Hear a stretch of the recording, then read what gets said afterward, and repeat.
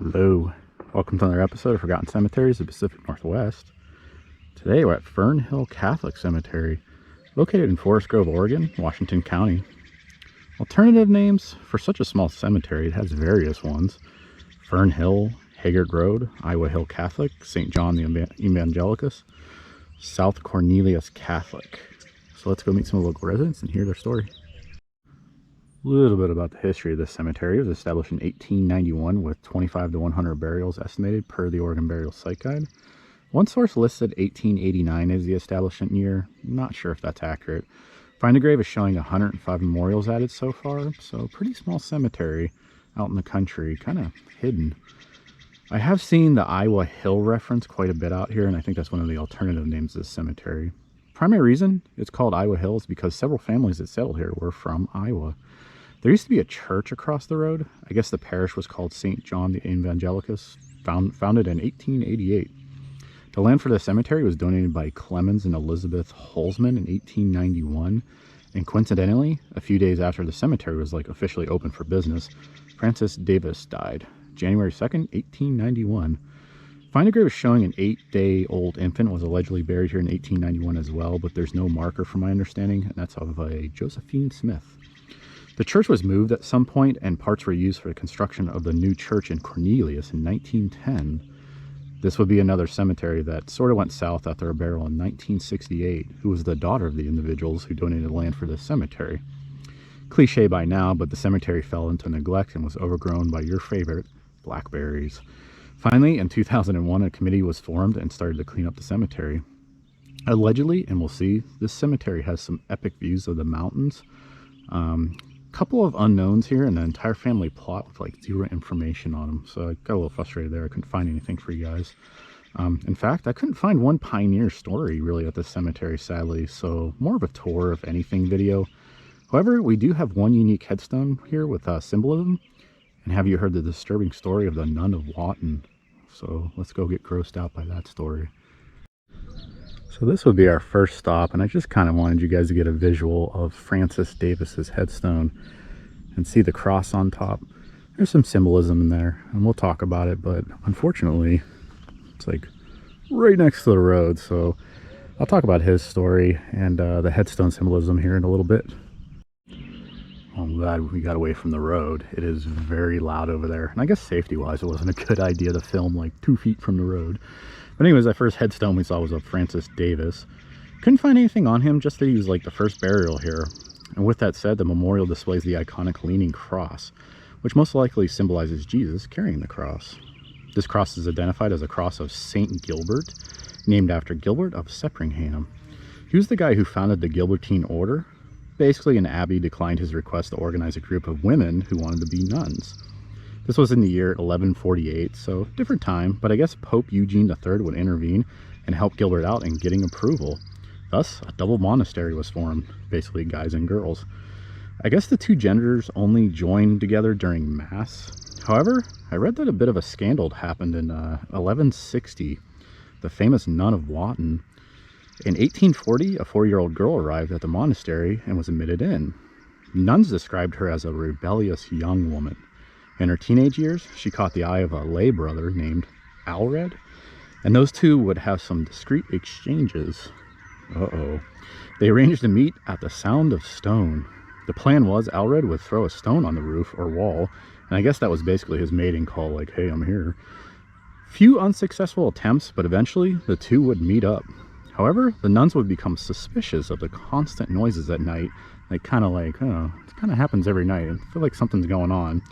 And then eventually the girl was heavily questioned by them. They were very suspicious of her. She finally confesses to her sins, and apparently the nuns beat her to the point they nearly flayed and burnt her like a witch or something. They were pretty angry about it. However, she was pregnant, so they decided to lock her up in a cell. Aelred, he flees, but is tracked down by the brothers who impersonated his lover. They capture the guy and bring him back, and this gets really twisted from here, FYI. The nuns forced the girl to castrate her lover, and one of the nuns was reportedly to take the severed genitalia and shove it into the girl's mouth as further punishment for her sins. So now that you're grossed out, and apologies, the young girl goes to give birth, but two angels visit the young girl in the middle of the night, magically break her chains, and take the unborn baby away. They cleansed her body of sin and pregnancy, apparently. The caretakers came in the next morning, shocked. Divine intervention, I tell you. Or the obvious. An abortion happened, most likely. I know you're all surprised, but the young girl was accepted back into the sisterhood. Claims that Aelred lived there as well, but the general belief is he died from his injuries.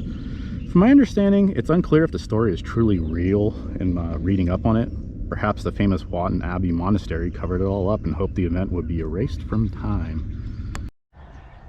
Alright, time for the tour, and sorry, not a whole lot of information here. Had to dig into the symbolism bucket, I guess you can say, and that's the one we just talked about.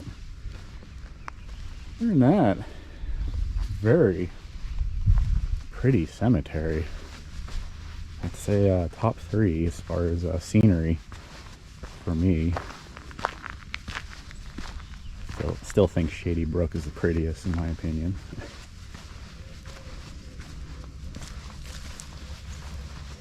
Very festive here as well.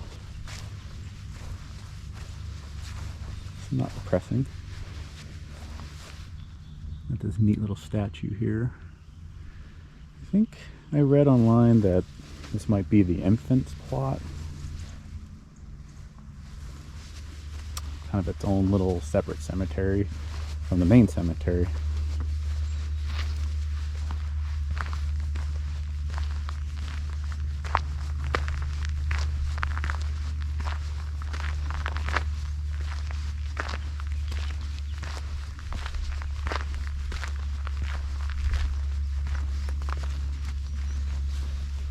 I think this is that plot that I mentioned that had that one family. But yeah, just no information on them.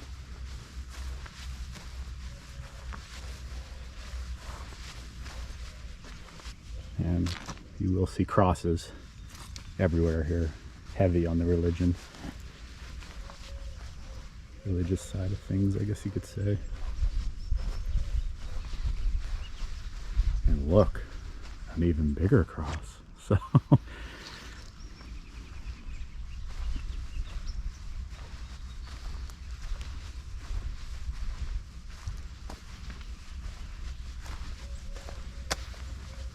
kind of got like an old school feel to it. It's kind of neat. Very quiet out in the country, like I said.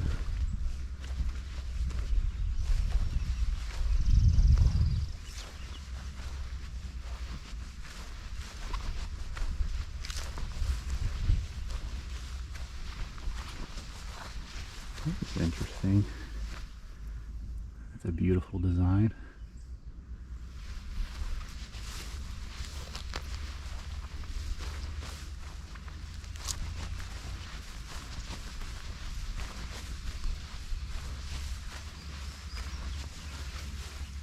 I would say a lot of Hispanics are buried here, so you will see some Spanish on the headstones. I wish my Spanish was good. Took it in high school and I did alright. It's fun to learn, but I think when you don't use it for so many years, you kind of lose touch with it. I got good at it at one time.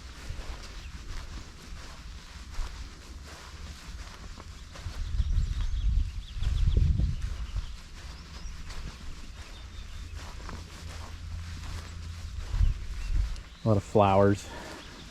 Like I said, it's very festive. It's kind of a fun one. This person seems to be the most popular.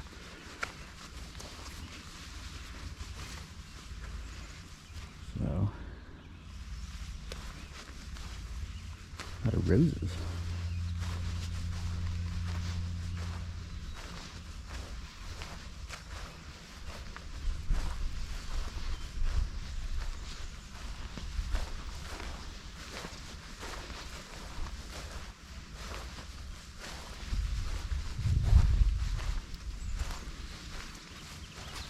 Budweiser fan. It's okay.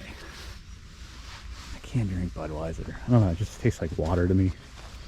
I guess I'd rather have like a really good glass of wine.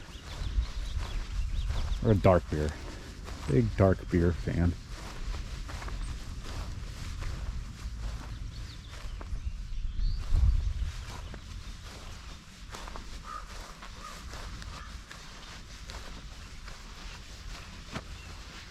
This was probably one of the coolest headstones here. And I'll leave that there for you guys to read a little bit if you'd like to pause the video and read that headstone. That's cool.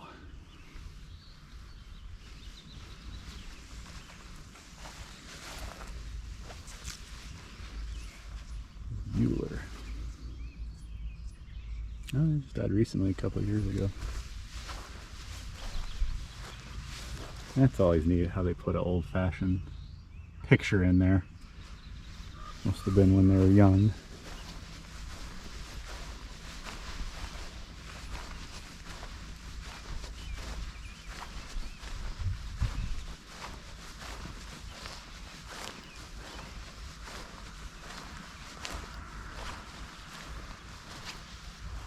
And finally, this one way in the back by themselves had a pretty little saying. Yeah, that's about all she wrote for this one.